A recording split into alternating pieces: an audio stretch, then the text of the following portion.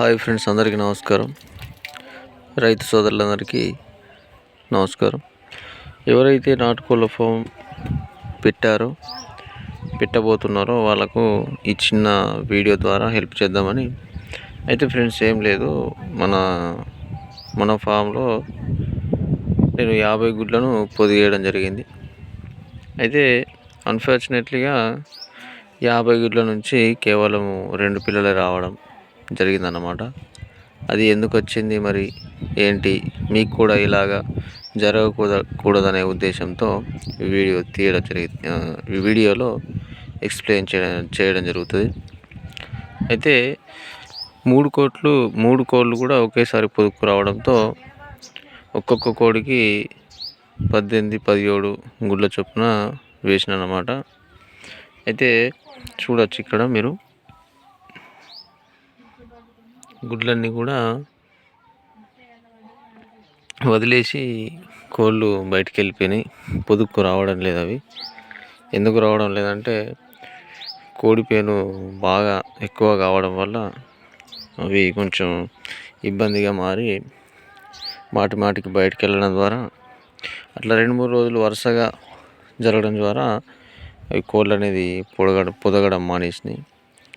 అందుకని ఫ్రెండ్స్, మీరు కూడా ఏదైనా కోడి పొదుగుతుందంటే డే బై డే మీరు చెక్ చేసుకోవాలి.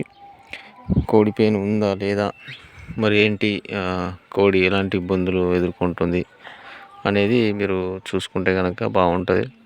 లేదంటే ఇట్లా లాస్ వచ్చే అవకాశం ఉంటుంది. నాకైతే చాలా బాధే.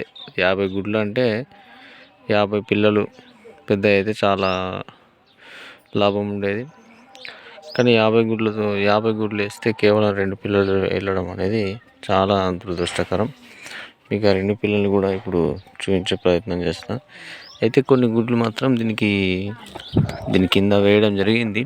అవి తీయదనేది తెలియదు, కానీ వేయనే తీసిన. ఒకసారి చూడండి.